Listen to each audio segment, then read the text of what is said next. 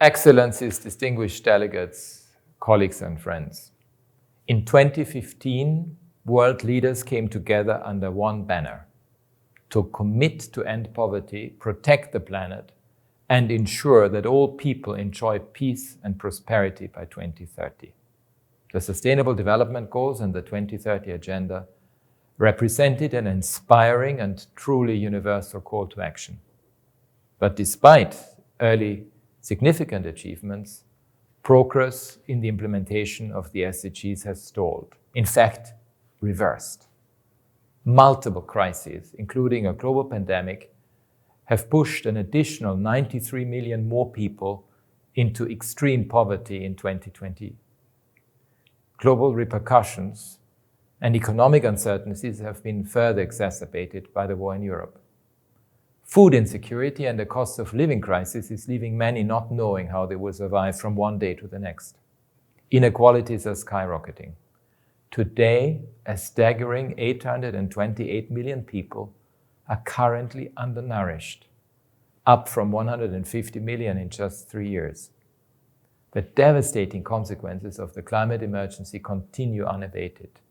60% of low-income countries and 30% of emerging market economies are in or near debt distress amidst a looming global recession, which only further limits the ability of states to deliver on health, education, social protection, and other human rights. It always affects the most disadvantaged sections of society, and women and girls among them in particular. Corruption and associated illicit financial flows continue to violate too many people's rights to health, to education, to social protection, to democratic rights, undermining the rule of law. This is a human rights crisis, but it is not too late to course correct and galvanize the political will to implement the transformative change envisaged by the 2030 Agenda for all people and all countries.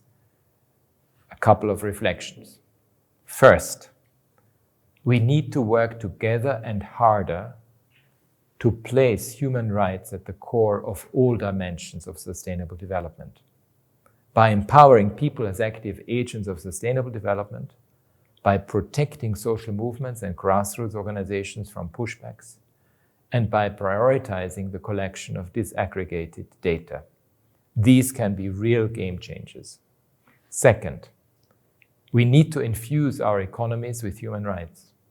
It's not an exaggeration to say that the future of human rights will be decided in finance ministries. Projections indicate that in 2023, 143 governments will cut spending, which affects about 85% of the world population. That's 6.7 billion people who are likely to be negatively impacted by austerity measures, including cuts to the health sector, with equally worrying implications for women who are the main contributors, in particular, to the care economy.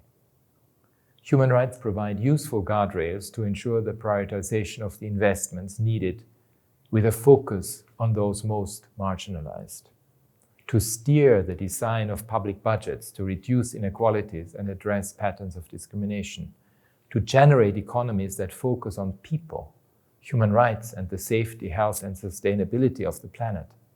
And national level efforts must be accompanied by global solidarity among all actors, including the international financial institutions.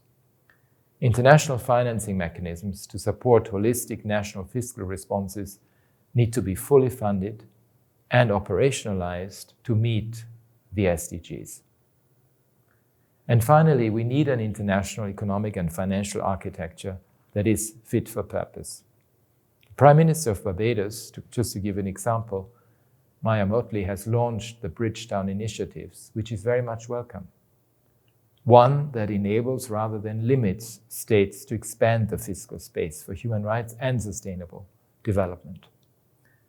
Distinguished participants, the SDG Summit in September, which marks the halfway point to 2030, is a critical moment to deliver a global plan on ways to accelerate the implementation of the Sustainable Development Goals. We need a booster shot. On that path, I invite all of you to draw on the universal promise, impulse, and energy of the Universal Declaration of Human Rights, which turns 75 this year. We must rise higher to rescue the 2030 agenda. Human rights, all human rights, are the lever to do so.